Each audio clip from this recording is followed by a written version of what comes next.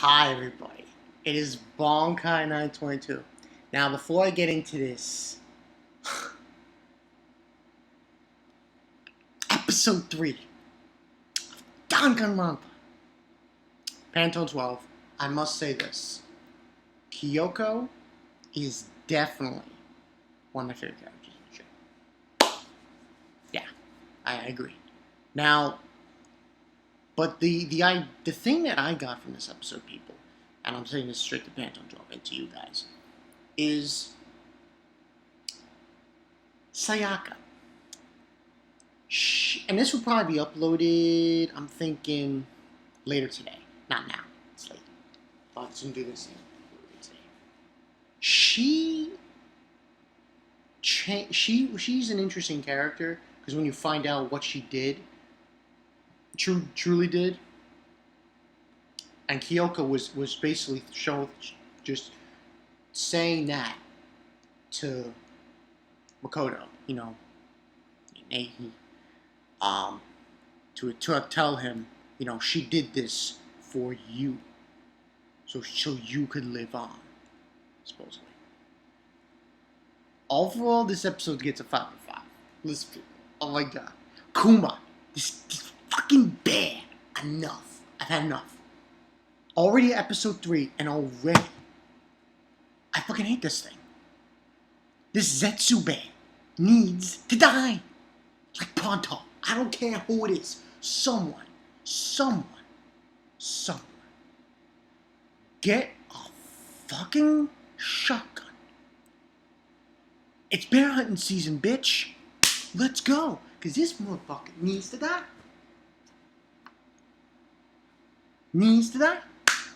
Like pronto. So, let's get into this. Now, a lot of stuff happened. I'm 5 out of 5 out of this episode. Come on, 5 out of 5. The best part for me of this episode, truth be told, when they find out who the killer is and they judge him. That scene, oh my god. I loved that scene. It was so fucking awesome. The animation was done brilliantly. Like, I was like, what? It was awesome. Bonafide. But yeah, they go into the trial, and I won't go too detailed with this episode, but at least to say, they were the whole group had a trial, and there was a 16th seat. And one of the students is asking Monokuma, what is that? Well, what's the story? I thought it was 50. How many is 16? And he doesn't tell them what it's about. He doesn't tell them. Now, I kind of know what it's about because there's a wiki page about Danganronpa, and it tells you information about that 16th spot. But for the time being, I'm not going to say anything.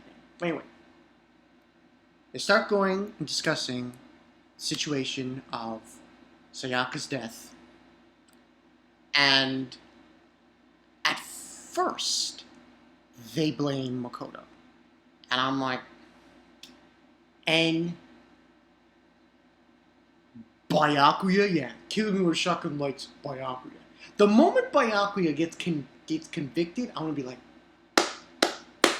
but, hey, it is what it is. He's just that kind of, he's got that kind of mode about him. I just don't like. But anyway, they were going over the aspects of her death and the evidence. And what was brought up that came through that just basically said he's not the killer, Makoto, was several things. But the most important thing was when they swapped rooms, Makoto and Sayaka, can't say her name right, Sayaka, they also swapped nameplates. That was another important fact. And the other thing that was brought up, and Kyoko, man, I love this broad, man. She's my fucking favorite in this show right now. She knows how to deal, and she knows how to think clearly and go about things with evidence and such. And I want to say that she might be, because it's kind of funny. You go on the wiki page for Danganronpa, and on the sides of the web page, you have a picture of Kyoko, and you have a picture of Sayaka. And I find that funny because I think she might be important now towards Makoto now that Sayaka's gone. And they were going through racially evidence pretty much. And there was that. And there was also the broken crystal ball. And I loved how fucking Makoto, man, he was throwing shots with the evidence and saying that, Makoto, and the other thing that was brought up was that Sayaka was lying. It was a simple fact. She wanted to get out there. I had a feeling this was going to be the truth. I had a feeling this was going to happen, where it was going to be revealed that Sayaka really wasn't all she seemed to be, and that, because they also find a memo saying, that she wrote about inviting somebody, and Kyoko's basically saying that she was lying to you, that she intended to kill somebody. So, and at one point, and to kill somebody and to blame it on Makoto. So that was the whole bit there. But then it was the part with Makoto just dropping shots. We find out who he was. And he's like, we find out it was Leon. I was like, oh shit, that scene was awesome. He was like, he calls him an idiot all these times. And he just drops in all the evidence. The fact that he stole that guy's crystal ball and he threw it. In the way he threw it, he was able to open the gate so he could put Sayaka's shirt in there and burn it. All the different things. This is like a court case. I was like, yo, where's Judge Judy? It was pretty awesome. Pretty awesome. And all these things came to fruition, and he pretty much got caught red-handed, Leon. And the big thing was, though, the message on the wall. Yeah, Sayaka's death message. That cleared up everything. That pretty much, that was the first instant that you knew it was Leon. And after that, he was just telling all the other evidence, Makoto. Then after that, I fucking hate this motherfucking Kuma guy. Mono Kuma. He needs to die. He needs. So, they pretty much gathered that it was him. And it was this funny thing where they had the slot. And he was like, guilty, He gets sentenced to death, pretty much. Anyone who gets punished after they're found out as being the killer gets sentenced to death. And how does he get sentenced to death, you say? Death by baseballs. Yes, because he's a baseball player. So anyone who, I guess what they're going to be doing is anyone who dies in that fashion. So he just gets bubbled by baseballs. I was like, yeah, what the fuck? Everyone's freaking out, and then Monokuma looks at, Makoto and saying his last name and saying, oh, you in despair now? And just rubbing it in his face. And he's pissed. And there's Kyoko. And she stops him and saying for him to calm down. Wait, your turn.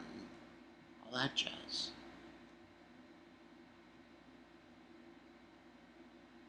And that's when a bombshell comes down in this scene. He goes back to his room after this situation, and Kyoko. Now Kyoko's an interesting character because she comes out and tells Makoto, you know, about the truth behind her, saying that she probably, that message was probably her hesitation is what led to her hesitation for killing someone was what's led to this, and she probably did that as a way, that dying message was a way for you to live on,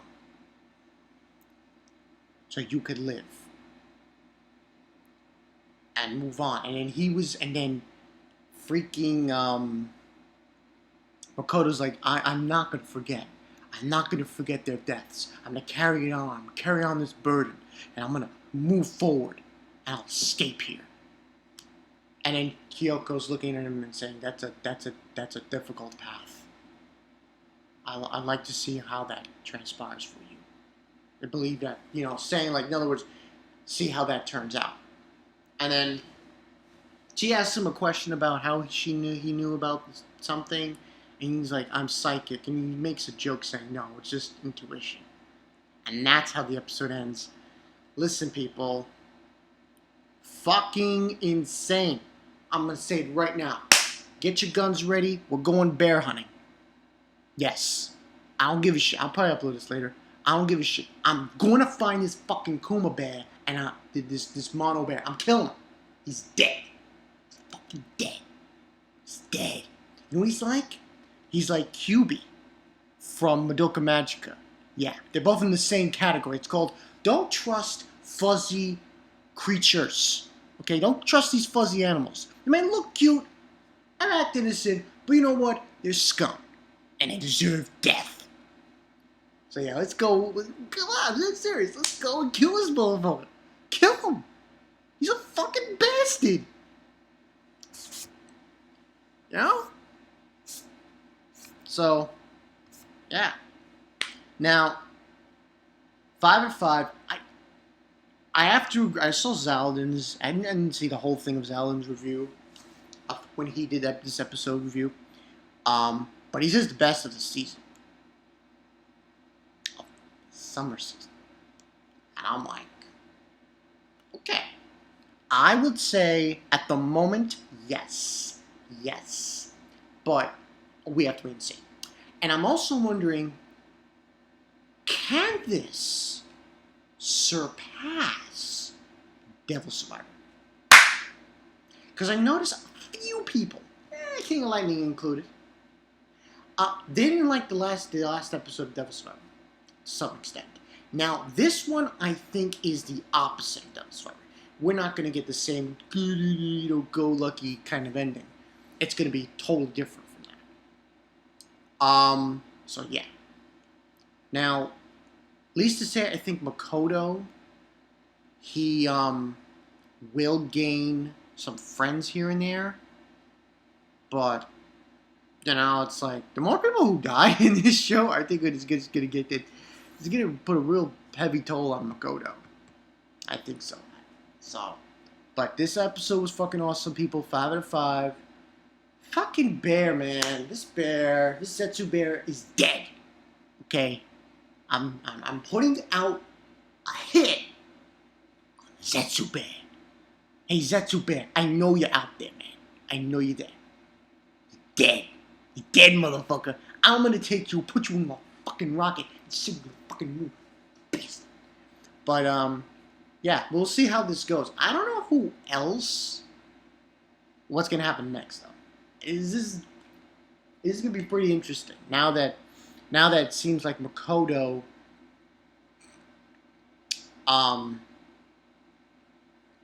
has vowed to continue moving forward and has vowed to, I guess, in some extent, get revenge for these people's deaths and to move forward and to live on in some way, shape, or form. We'll see. Next week's going to be awesome, people. This is just the beginning. That's all I have to say.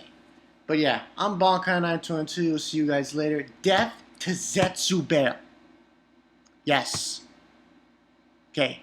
What is it with animals in anime? I want to know. Because it's getting on my nerves. We had cats. And now we have bears. What's next? Flying elephants? Tell me what you guys think. Death to ZETSU Bear. Death to him. That's all I have to say.